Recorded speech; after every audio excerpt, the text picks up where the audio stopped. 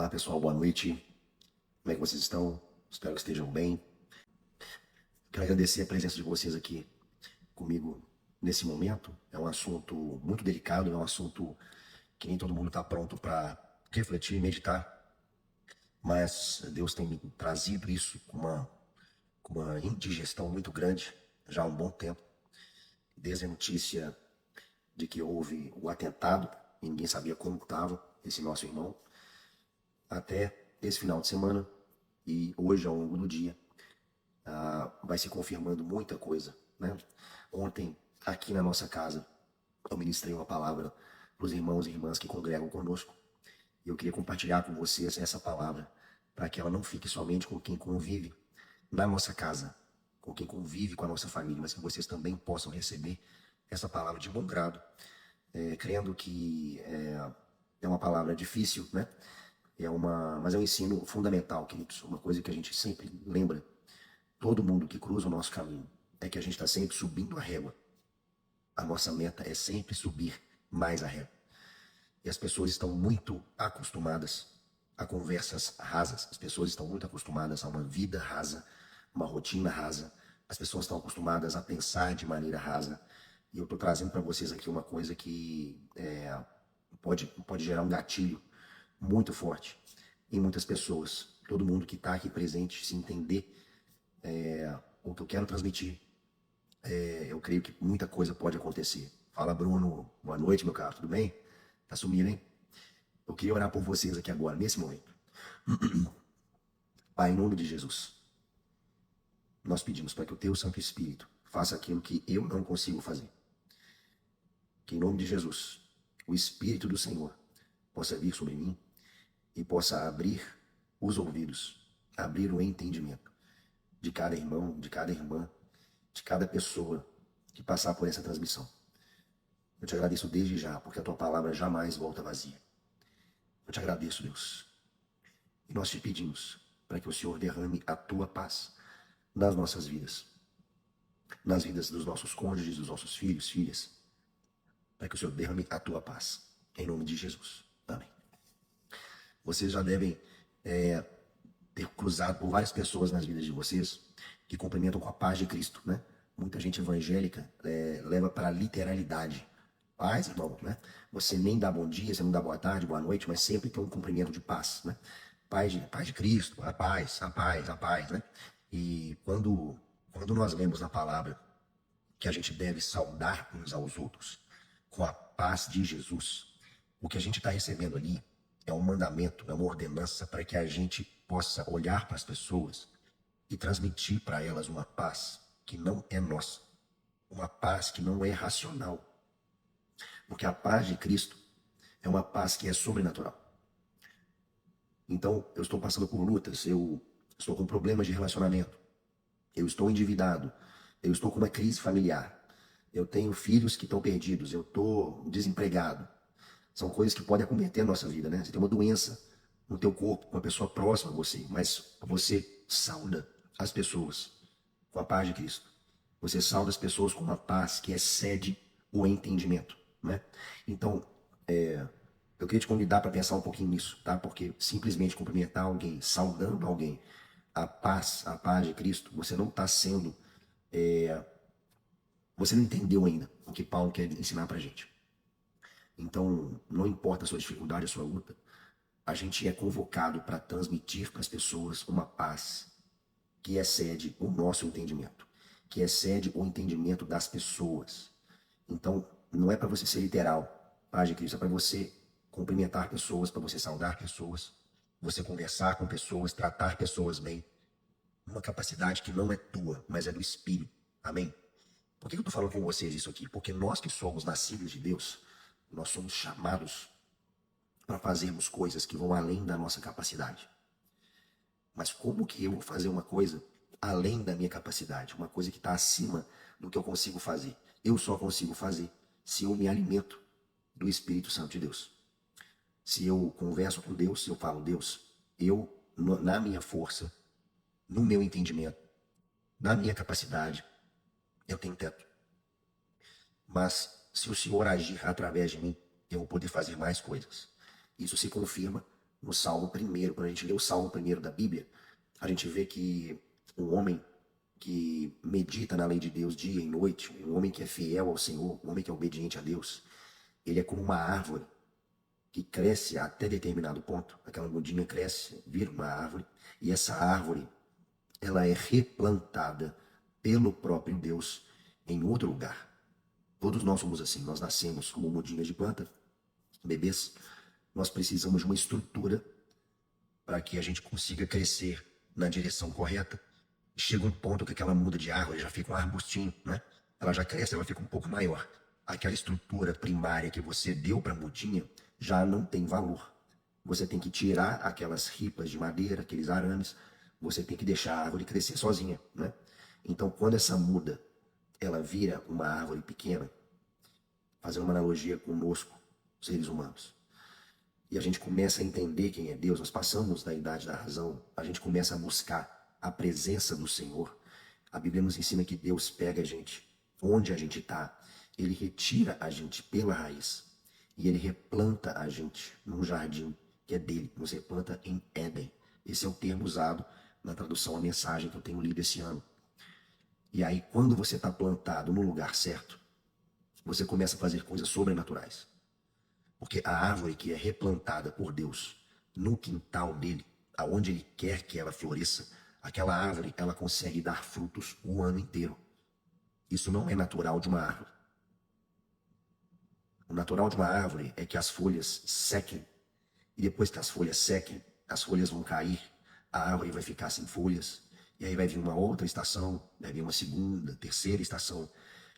A árvore que é replantada por Deus, ela tem uma folha que não cai, que não murcha. Isso não é natural das árvores. Ok? Então, nós que somos nascidos de Deus, nós somos chamados a fazermos coisas que não são inerentes a nós. Esse é um desafio que prova a nossa fé. É isso que prova a nossa fé. Não é o que a gente simplesmente fala com as pessoas. É quando eu faço morrer a minha própria natureza, os meus próprios desejos, a minha maneira de pensar, o que eu acho que é verdade, o que eu acho que é certo. Eu começo a colocar a vontade do Pai acima da minha vontade. E aí a vontade do Pai na minha vida me permite o quê? Me libertar do pecado. Me permite não ser aprisionado mais por nada, por vício nenhum, por mania nenhuma. A gente simplesmente começa a viver como outra criatura. Então, eu acho que todos aqui vão de convir comigo que nós que somos nascidos de Deus, nós somos chamados e nós somos convocados para viver em santidade. A santidade não é um fim para a gente. A santidade é um meio. Nós não vivemos todos os dias da nossa vida em busca de um dia santo.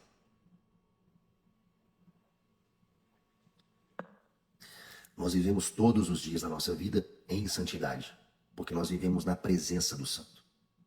O nosso alvo é o Senhor Jesus, é o encontro com Ele. Mas a nossa vida, o meio pelo qual nós vivemos, é a santidade. A santidade não é um fim, ela é um meio, né? Então eu queria trazer essa introdução bem rápida para vocês aqui. Só deixar claro para vocês que nós que nascemos do Espírito, nós não somos pessoas comuns.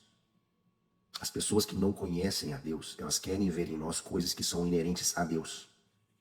Coisas que são sobrenaturais. Só que a gente acha que sobrenatural é igual aquele filme lá da Marvel, né?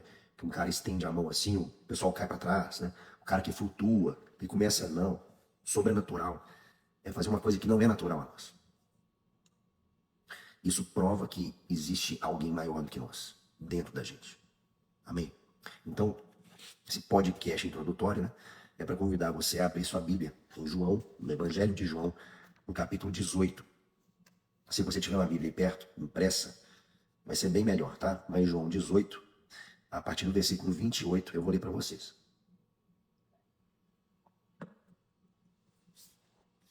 Jesus foi levado da presença de Caifás para o palácio do governador romano. Era de manhã bem cedo.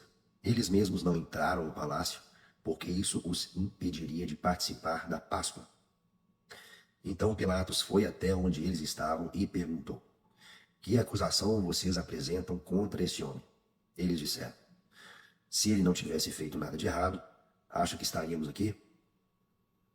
Pilatos respondeu: Vocês o pegaram, julguem-no conforme a lei de vocês. Os judeus replicaram: não temos autorização para matar ninguém. Então Pilatos voltou ao palácio, chamou Jesus e perguntou: você é o rei dos judeus? Jesus respondeu: você diz isso por sua conta ou alguém contou a você? Pilatos disse: por acaso pareço judeu? Tenho cara de judeu? Seu povo e seus sacerdotes o entregaram a mim. O que você fez? Jesus disse: meu reino não consiste naquilo que pode ser visto. Se fossem meus seguidores, lutariam para que eu não fosse entregue aos judeus. Mas não sou esse tipo de rei. Não um rei conforme o mundo. Pilatos insistiu: mas você é um rei ou não é? Jesus respondeu: você pode dizer: por ser rei, nasci e vim ao mundo para que pudesse dar testemunho da verdade. Aquele que se importa com a verdade e tem alguma sensibilidade a ela, reconhece a minha voz. Esse é o texto que eu queria compartilhar com vocês. Para quem ainda não conhece essa versão, a mensagem, eu tenho aqui a tradução da Bíblia de Jerusalém. Tá? Se alguém quiser perguntar alguma coisa, os versículos são quase iguais, tá, queridos? O mesmo sentido. Bom, por que eu estou trazendo para vocês esse trecho para falar de política? A gente pode ler os evangelhos de várias versões bíblicas. Nós vamos ler o livro dos Atos dos Apóstolos ou Atos do Espírito Santo, como eu prefiro dizer. Nós podemos ler as cartas do apóstolo Paulo, as cartas que dizem que ele pode não ter escrito. A gente vai ler tudo até o Apocalipse. Nós não vamos encontrar um único trecho que nos leva a crer que Jesus fazia algum tipo de associação com políticos. E aí, nesse primeiro versículo que eu li, a gente percebe que Jesus foi levado ao governador romano. E pela conversa, fica muito claro para a gente que esse homem aqui, Pilatos, não conhecia Jesus. Ele não sabia quem era Jesus. E tanto é que ele pergunta, né? Quem é você? E Jesus vive sua vida. Jesus é crucificado. Jesus é ressuscitado dentre os mortos. A Bíblia fala que Jesus volta a se encontrar com os seus discípulos em várias ocasiões, sempre conversando, comendo com eles. E você tem uma riqueza maior de detalhes, assim, de nuances e de orientações por parte do apóstolo Paulo, através das cartas que ele escreve. E o apóstolo Paulo, em nenhuma carta, recomenda ninguém a fazer nenhum tipo de iniciativa política, participar de algum projeto de cunho político. Ele não incentiva os crentes a serem pessoas de destaque na sociedade. Ele não sugere associações, ele não tem ali uma estratégia de homens, como Jesus também não tinha. Uma coisa que a gente esquece é que quando a gente está com a nossa vida debaixo da autoridade do Senhor, a gente precisa realmente dar a chave do carro para ele dirigir. E dar as chaves do carro para Deus é muito justo no trabalho que a gente se dispõe a fazer para Ele, não é verdade? Se Ele gosta de ver seus filhos e filhas promovendo o reino dele, então nada mais justo que nós, como filhos e filhas, façamos esse tipo de trabalho debaixo do conselho do Espírito. Do Espírito. Então, nós podemos aqui reunir com amigos, podemos reunir com conhecidos, podemos reunir com irmãos de fé. Nós podemos fazer grandes coisas aos olhos dos homens. Nós podemos, por exemplo, fazer uma festa enorme, maravilhosa, para convidar pessoas influentes da nossa cidade. A gente pode fazer uma festa maravilhosa para dar comida para quem está desabrigado. E todas essas duas coisas distintas, elas podem ter uma boa aparência, elas podem aparentar uma certa piedade, uma certa vocação ao serviço. Mas se não for debaixo do conselho do Espírito, a obra não pode ser do Espírito. Porque a obra precisa, eu vou usar uma linguagem diferente aqui, né? Uma linguagem que nossos irmãos que são pentecostais gostam muito de usar. Mas vocês vão entender o que eu quero dizer. A obra precisa nascer no coração de Deus. E Deus precisa confirmar isso nos nossos corações. E aí, à medida que a gente se propõe a fazer, se você realmente ama o Senhor, você vai querer entregar para Ele uma obra, um trabalho, que seja do jeito que Ele quer, né? Imagina, por exemplo, que você tem um aniversário para você ir e você quer presentear essa pessoa que faz aniversário. Você poderia dar para essa pessoa um presente que você gosta, né? Imagine que você gosta de cozinhar e você descobriu que tem um utensílio de cozinha que é maravilhoso. Você fala, nossa, quem inventou isso aqui foi um gênio. Isso aqui foi a maior invenção de cozinha nos últimos 5 anos. E você resolve comprar isso de presente para essa pessoa, porque para você aquele utensílio é maravilhoso. Para você aquele utensílio mudou sua vida. Mas a pessoa que vai ser presenteada nem cozinha. Então veja, quando a gente quer presentear alguém com alguma coisa, a gente pensa no que aquela pessoa gosta, né? Esse é o presente perfeito. Não é sobre valor, não é sobre custo, não é sobre o esforço que você teve para fazer aquilo, mas é sobre você ter um olhar de atenção, um olhar de carinho, para dar algo que agrade aquela pessoa, né? E a gente, quando vem para a igreja, quando a gente está no contexto da igreja, a gente parece que esquece disso, né? A gente faz as coisas pensando na gente. A gente faz as coisas pensando nos outros. A gente faz as coisas pensando na nossa família. A gente faz as coisas pensando no visitante, no que as pessoas podem pensar. Mas a gente quase nunca se lembra daquilo que Deus pode pensar, do que se propõe a fazer, né? Então, esse texto de João 18, quem está chegando agora em João 18, é um texto muito rico. É um texto que a gente poderia ficar um bom tempo aqui, né? Mas o fato é que Jesus não conhecia Pilatos. E Pilatos não conhecia Jesus. E aí, os judeus deixaram claro que queriam matar Jesus. Deixaram claro isso. E aí, Jesus disse para ele: o meu reino, lá no versículo 36, o meu reino não consiste naquilo que pode ser visto. Se fosse, meus seguidores lutariam para que eu não fosse entregue aos judeus. Então Jesus ele tem um cuidado tão grande aqui em falar com Pilatos, porque para fazer Pilatos compreender quem ele era, ele deixou de ser judeu naquele momento. Os judeus não teriam me entregado a você se o meu reino fosse desse mundo.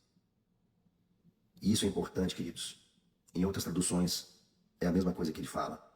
Isso é importante dizer porque o reino de Deus não é desse mundo.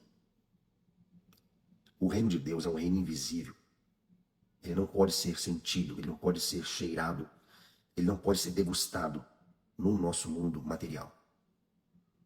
O reino de Deus, o reino de Jesus, não é desse mundo. Isso é muito básico, mas as pessoas se esquecem disso. As pessoas fazem esforços monumentais para que elas instaurem o reino de Deus na terra onde elas estão. É como se elas dissessem para Deus assim: Deus, eu vou te ensinar a fazer melhor o que você acha que está fazendo bem feito. Eu vou colocar o céu aqui na terra. Tem uma história muito interessante. Lá no Rio de Janeiro tem um cara, um cabeça de uma facção criminosa que se converteu ao cristianismo no próprio entendimento dele. E recentemente um irmão lá do Rio estava comentando isso comigo. Depois eu vi uma outra história confirmando isso também. Esse cara, quando ele se torna evangélico, ele resolve proibir qualquer tipo de ritual diferente de um culto evangélico na região que ele domina, lá no Rio de Janeiro, né? É engraçado isso, né? Porque ele parece ter entendido que Jesus é Deus. Ele parece ter entendido que Jesus é rei. E aí, na força do próprio braço, ele resolve impor uma coisa, top-down, para todo mundo que mora por ali. Porque agora a regra é essa. Agora ninguém pode ter nenhum tipo de religião aqui se não for essa. Muito parecido com o que aconteceu justamente com o Império Romano no século IV, né? Quem gosta de história sabe o que eu estou falando. E Jesus diz mais uma vez para ele: você pode dizer, Pilatos, por ser rei, nasci e vim ao mundo, para que pudesse dar testemunho da verdade. Da verdade. Então veja, nós que somos cristãos, nós que somos nascidos de Deus, nós entendemos que nós promovemos um reino que não é desse mundo. Em nenhum momento da Bíblia você vai ver cristãos se reunindo para mudar uma cidade. Cristãos se reunindo para tomar à força uma região inteira para uma nova prática de fé e religião. Você não vai ver esse momento algum. Você vai ver tudo que aconteceu até Jesus nascer, viver e morrer, e depois ressuscitar. E as coisas que começaram a acontecer depois disso. Porque a única coisa que importa é que o nome de Jesus seja conhecido. Né? Bom, entenda o seguinte. Tudo na nossa vida diz respeito a um reino que é invisível, que não é desse mundo. E a gente precisa impactar pessoas com a verdade. Não se impõe fé sobre ninguém. Não dá para impor fé sobre os outros. A gente vive diferente. A gente se move pelo Espírito. A gente não faz coisas naturais a nós mesmos. E não importa qual a sua vocação. Se você nasceu para ser político, se você nasceu para ser jogador, se você nasceu para ser enfermeira, se você nasceu para ser médico, se você nasceu para ser arquiteta, engenheira, não importa a sua vocação. Você não foi chamado para chegar lá no seu conselho de odontologia. Agora é o seguinte, gente. Jesus veio ao mundo, Jesus morreu, ressuscitou. Eu sou um servo de Jesus. Então é o seguinte, nós vamos fazer aqui agora uma bancada evangélica de dentista. Faz sentido uma coisa dessa?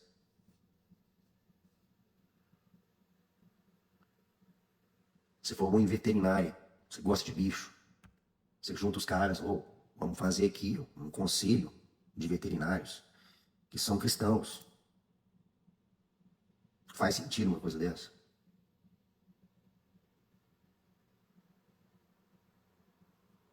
A gente agora está numa situação tão ruim, politicamente falando, que já tem gente orientando pessoas a demitirem pessoas que não são cristãs. Queridos, a gente dá emprego só para quem é cristão é muito fácil. A gente promover só os crentes é muito fácil. Será que o nosso chamado é esse agora? O nosso chamado agora é nós contra eles? Agora, eu quero falar de outro assunto com vocês aqui, dentro desse mesmo tema.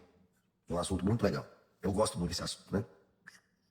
A gente vive num mundo muito polarizado.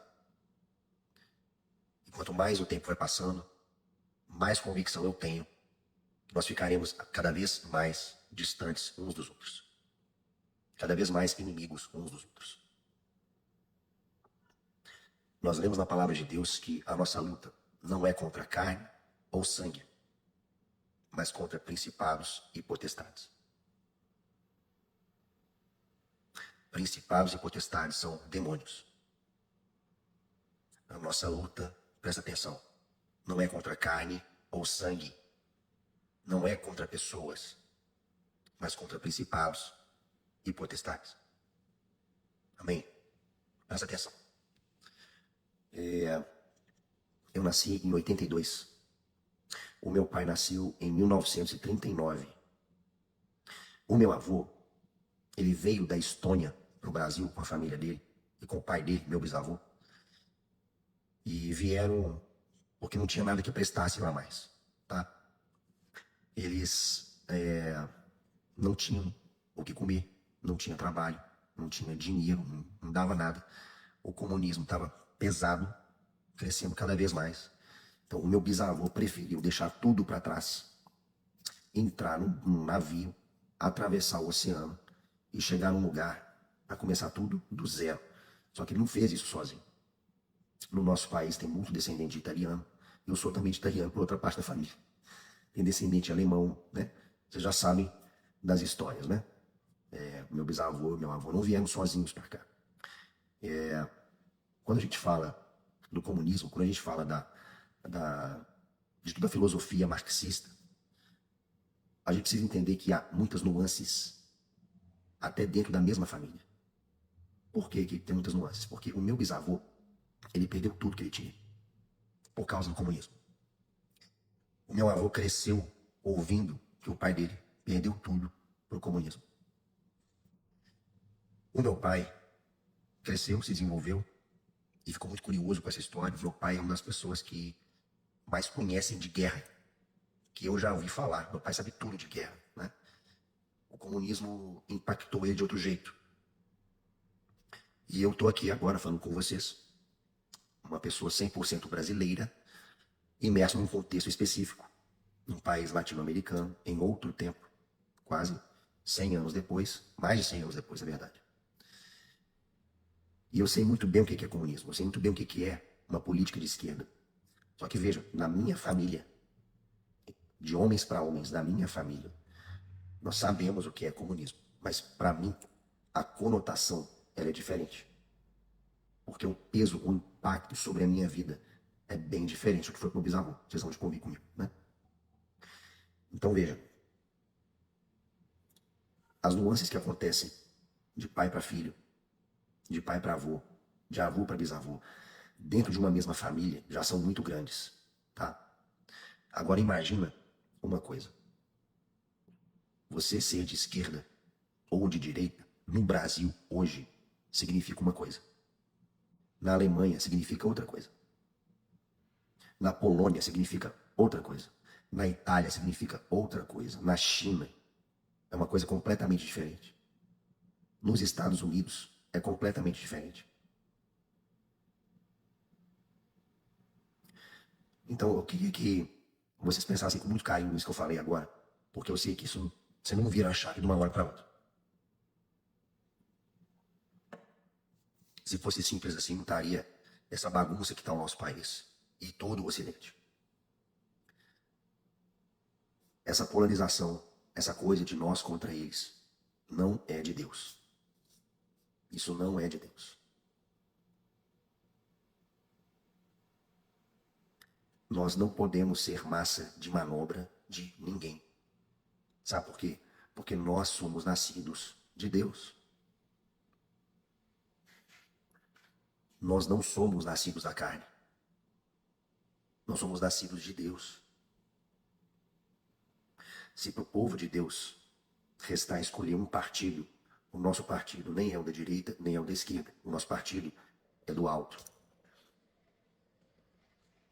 É do alto. Porque até no nosso país, queridos, no nosso país, para quem nasceu no nosso país 40 anos atrás, para quem nasceu no nosso país 20 anos atrás, para quem nasceu no nosso país 70 anos atrás, ser de esquerda são coisas diferentes. Vocês conseguem entender isso? Vocês conseguem entender a tolice que é isso?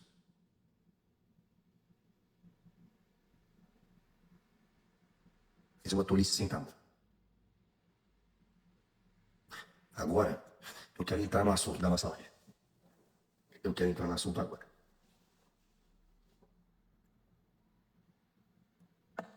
Lá no início, eu comentei com você sobre a nossa vocação, o nosso chamado. O nosso chamado de santidade. O nosso chamado de promover um reino que não é desse mundo. De um reino que é invisível, né? Olha que trágico isso. A gente quando vai ver a história dos Estados Unidos, a gente conhece um povo assim com uma cultura tão rica, mas tão rica, né? E os partidos, os dois grandes partidos que existem lá, existem há muito tempo. E muitos homens de bem contribuíram para que aquele lugar virasse o que virou hoje. É uma nação muito forte. Apesar de muita crise, mas uma nação ainda muito forte. E por conta dessa raiz cultural muito forte, e por conta de decisões estratégicas políticas que foram acontecendo ao longo dos anos, houve uma espécie de movimento natural de homens mais conservadores ficarem em um partido e homens mais progressistas ficarem em outro partido. Mas os dois partidos têm de tudo. O partido dos conservadores está cheio de gente que rouba, que sonega imposto, que mente, que trai, que esconde, que planeja o mal, que é cruel. Do mesmo jeito que o Partido Islã. Sabe por quê? Porque o partido dos bonzinhos é um partido de homens. São homens que têm interesses de homens. Mas isso é tão enraizado na cultura lá, é tão enraizado, que há quem diga que o Partido Republicano é quase um ministério da igreja. E é de admirar, né? Porque é um povo tão evoluído em tantas coisas, né? Mas se perderam muito. E aí, recentemente, a gente vê essa tragédia, né? A gente vê um homem crente, um homem jovem, pai de família, um homem que amava Jesus, sofrendo um assassinato. Um assassinato. E eu queria convidar vocês a repensarem essa questão partidária. Repensarem muito. Porque tudo aquilo que o inferno quer é nos separar uns dos outros. Aquele nosso irmão não foi morto porque ele era crente. Ele foi morto porque ele era uma peça num tabuleiro político. E ser crente era fundamental para aquela peça cair. Ser quem ele era, do jeito que ele era, com a fé que ele tinha, com as convicções que ele tinha, era fundamental. E ainda antes da sua morte, já começou todo um movimento de divisão.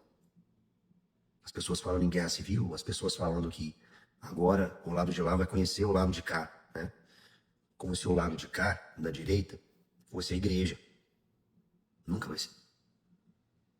Nunca vai ser. Sabe aquela história da árvore que é replantada por Deus? A gente só consegue ser replantado por Deus para um lugar onde a gente vai dar muito fruto. Quando a gente busca em oração a resposta.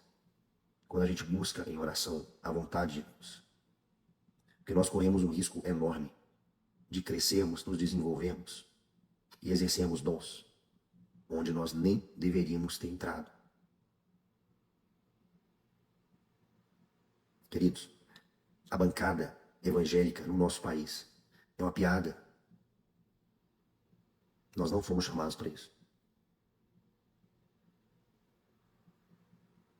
Nós não fomos chamados para juntar pessoas de mesmo interesse, de mesma capacidade intelectual, para fazermos um movimento cultural, um movimento político. Nós não fomos chamados para isso. Nós somos chamados para cuidar de órfãos, cuidar de viúvas e cuidar de estrangeiro. Vou falar de novo para você.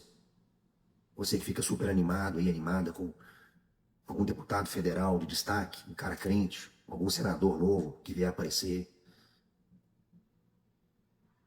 Se esse pessoal inventar de fazer um partido republicano no Brasil, o diabo vai dar risada. O nosso chamado é cuidar de órfão, de viúva e de estrangeiro. É o que está escrito em Tiago. Agora pensa em tudo que Jesus fez em vida. Em vida. Jesus cuidou de órfão, de viúva e de estrangeiro. O que Jesus fez foi isso. E nós não estamos fazendo isso. Nós não estamos fazendo isso. Mas se alguém julgar uma ideia, se alguém puxar o gatilho para fazer um projeto, para a gente mudar o Brasil, para a gente expulsar de Brasília aqueles caras, vai aparecer tanta gente com muita coragem, muita bravura, um peito inflado. Foi para isso que nós somos chamados, queridos. Foi para isso. Você tem orado por quem está no comando do país? Hoje é segunda, né? Toda segunda-feira eu oro com mais homens no chat de voz, no meu canal para homens. Toda segunda-feira a gente ora pelas nossas autoridades. Toda segunda-feira. Mesmo com raiva. A gente ora. Você sabe por quê? Porque é só um milagre É só um milagre para mudar as coisas para melhor. Eu e você não temos condições de fazer nada que preste. Jesus nos disse isso, né? Sem mim, nada podeis fazer. Você acha que você vai fazer o quê? Você vai dar uns tiros nos esquerdistas aí, em nome de Jesus?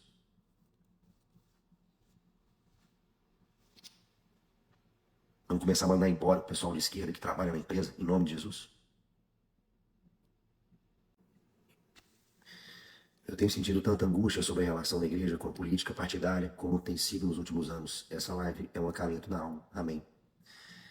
Olha, se o seu líder espiritual, seu pastor, está fomentando partidarismo, muda de igreja.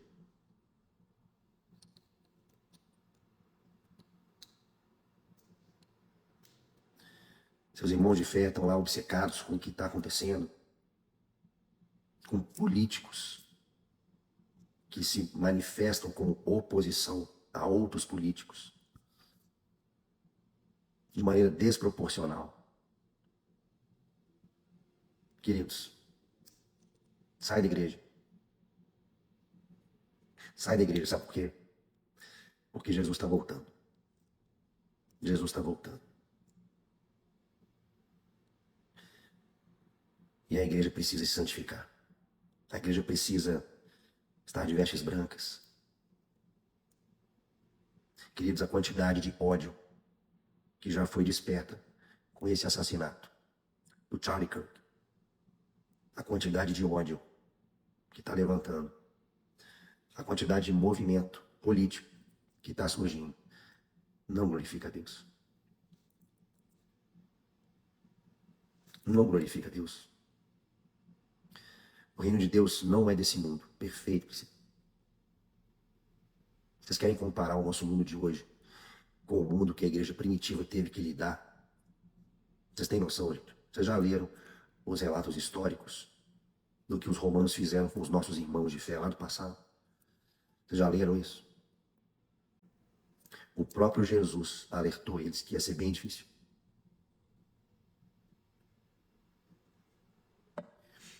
Gente sendo queimada viva, perdendo tudo. Teve uma noite famosa lá em Roma. O imperador mandou espetar um esteio de pau para os nossos irmãos, pelo ânus.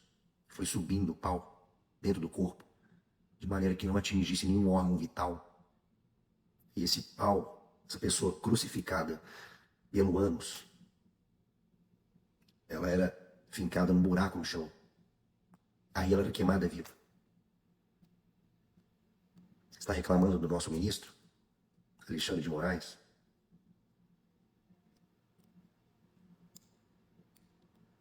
Está reclamando daquele funcionário que você tem lá que deu risada de uma morte política?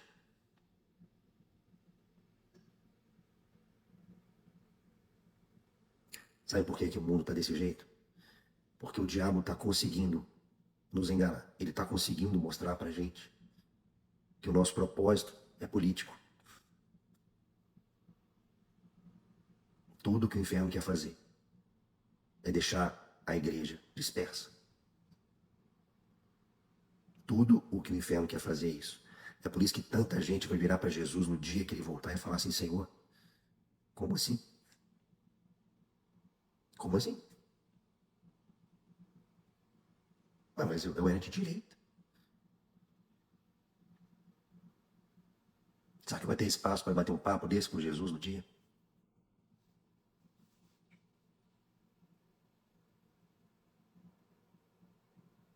Então, queridos, em nome de Jesus, em nome de Jesus, não leia mais nada, nada de disputa política. Não leia mais nada de ódio, de revolta, nada. Tem um provérbio que eu publiquei esses dias, né? Eu acho que é o Provérbios 24. Provérbios 24, a partir do versículo 17. Presta atenção. Não ria quando seu inimigo cair, nem quando estiver na pior. o Eterno poderá ver e desaprovar a sua atitude. E então chegará a sua vez de cair. Não perca a cabeça com os arrogantes, nem deseje prosperar como os perversos, pois eles não têm futuro nenhum. Estão indo para um beco sem saída. Agora olha isso. Tema o Eterno, meu filho, e respeite os líderes. Não seja rebelde. Sem aviso, sua vida pode virar de cabeça para baixo. E quem sabe como ou quando isso pode acontecer. Queridos, os brasileiros estão completamente perdidos. Um tempo atrás, um deputado começou a ofender um ministro. Xingou de tudo que é nome. Uma autoridade, xingando de tudo que é nome, uma autoridade acima da dele. E esse cara aqui, ó, se diz como de direita, né? O que aconteceu? Foi preso. Aí os amigos desse pobre deputado começaram a falar que o ministro estava sendo injusto com ele. Sabe que estava sendo injusto com ele? A Bíblia, em algum trecho, ela dá pra gente licença para falar o que a gente quiser de alguma autoridade? Vocês estão percebendo que é a autoridade de Deus sobre a nossa vida? Acabou. Você vai xingar o cara de tudo que é nome e não quer ir preso, não quer ir pra cadeia. Se esse cara não prende um deputado que faz isso, vai prender quem? Ele vai prender quem? E a gente tá reclamando de barriga cheia aí no Brasil. Queridos, dá pra piorar tanto, mas tanto. Dá pra piorar muito. E vou dizer pra vocês, essa turma que tá entrando de cabeça nessa briga de galos, nessa briga de esquerda e direita, tá se perdendo.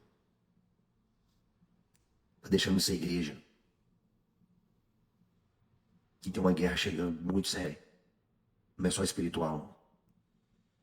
Esse mês, o presidente norte-americano, Trump, mudou o nome do departamento da Secretaria de Defesa. Voltou a se chamar Secretaria de Guerra. Vocês sabiam disso? Desde 1947, era Secretaria de Defesa o nome do departamento. O secretário de Defesa. Tudo que é filme aparece uma figura do secretário de Defesa, né? De uma invasão alienígena, o secretário de Defesa, né? O general, agora é secretário de Guerra. Na Alemanha, desativaram uma fábrica que produzia carros. Começaram a produzir tanques de guerra. Já tem quase 9 meses. Vocês sabiam disso? Quase 9 meses. E nós que somos nascidos de Deus, nós somos chamados para quê? Mudou o nosso chamado, queridos? Sabe por que a igreja está fraca? Porque a igreja está sem propósito. A igreja está perdendo a essência de Jesus. A gente está cumprimentando as pessoas com paz de Cristo no automático. A gente não está sabendo nem cumprimentar uns aos outros, como a Bíblia nos ensina. Nem cumprimentar uns aos outros. Em um dos livros de história que meu pai tem na casa dele, tem um trecho que me marcou muito. Esse trecho é de uma carta, um papiro, né? Uma correspondência de um oficial romano para uma autoridade romana acima da dele. E nesse papel ele escreve o seguinte: está muito difícil combater os cristãos, porque até os nossos pobres eles estão ajudando. Com mais palavras como a sua, que abre os olhos. Amém, Michel. Obrigado. Deus te ouça aqui. Tá tudo errado, meu Deus. Precisamos mesmo acordar. Precisamos. Pra ter ideia, estava ficando irritada com a sogra, só fazendo postagens debochadas, provocando contenda na família. Que ridículo. Deus tem misericórdia de nós. Amém. Já valeu a live. Já valeu a live. Queridos, nosso irmão foi assassinado. por uma questão política. Política. E o anticristo já está tomando conta de todo o processo de paz entre Israel e a Palestina. Ele vai fazer o que ninguém conseguiu fazer. Já está tudo esquematizado. Já está todas as peças já foram postas. Tudo. Tudo. Para de pensar em revolta, para de pensar em briga. Vamos começar a amar mais as pessoas. Ele está voltando, queridos. Ele está voltando. Eu quero ser encontrado entre os santos, entre os justos. Amém. Queira também. Amém. Vamos parar mais uma vez? Pai, obrigado pela tua palavra, pelo teu Santo Espírito. Obrigado, Deus. Porque sem o Senhor nós não podemos fazer nada. Nós pedimos, Pai, para que o Senhor renove a nossa mente nesse momento. Faz um detox na nossa mente. Purifica a nossa mente. Tira os entulhos, os lixos do nosso coração. Em nome de Jesus. Em nome de Jesus, Deus. Tira tudo, Senhor, em nome de Jesus. Nós somos teus, nós queremos ser inteiros para o Senhor. Vem sobre nós, Deus. Nós queremos expandir o teu reino, o reino invisível do Senhor.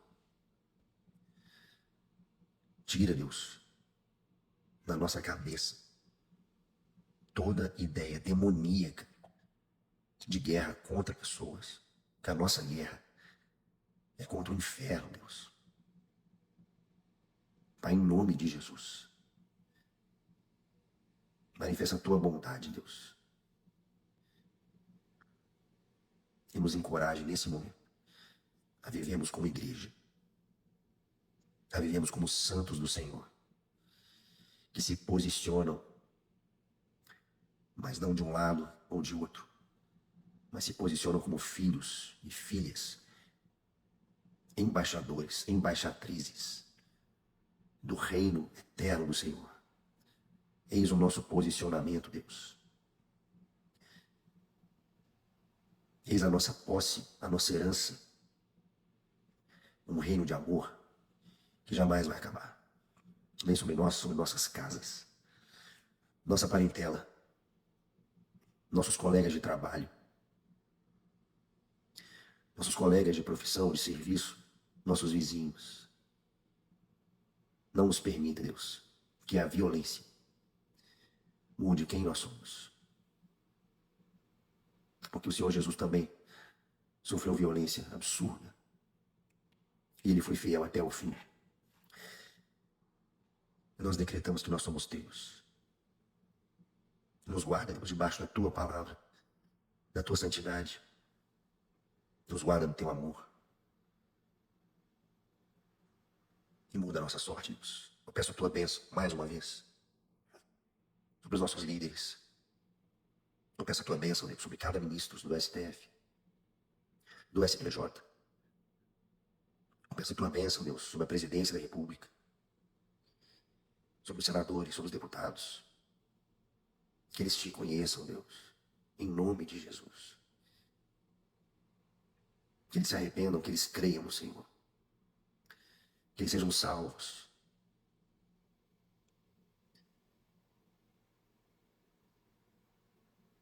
Nós declaramos aqui, Deus, a nossa preocupação por eles, o nosso amor por eles, Deus. O nosso amor por eles, Deus. Se nós não amarmos aqueles homens, aquelas mulheres, quem vai amá-los, meu Deus?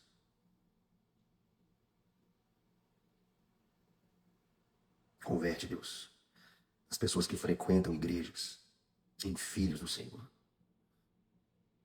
E muda a nossa sorte. Obrigado por tudo, Senhor. Nós te amamos. Obrigado por tudo. Em nome de Jesus. Amém. Amém. Vamos orar pelos nossos líderes. eles devem estar cercados de demônios. Cercados de demônios. Vamos orar por eles. Assuma esse compromisso. Assuma esse compromisso. Ora por quem está dando risada. Não manda embora, não. Ora por ele. Ora por quem está achando graça. Ora por ele. Amém. Beijos.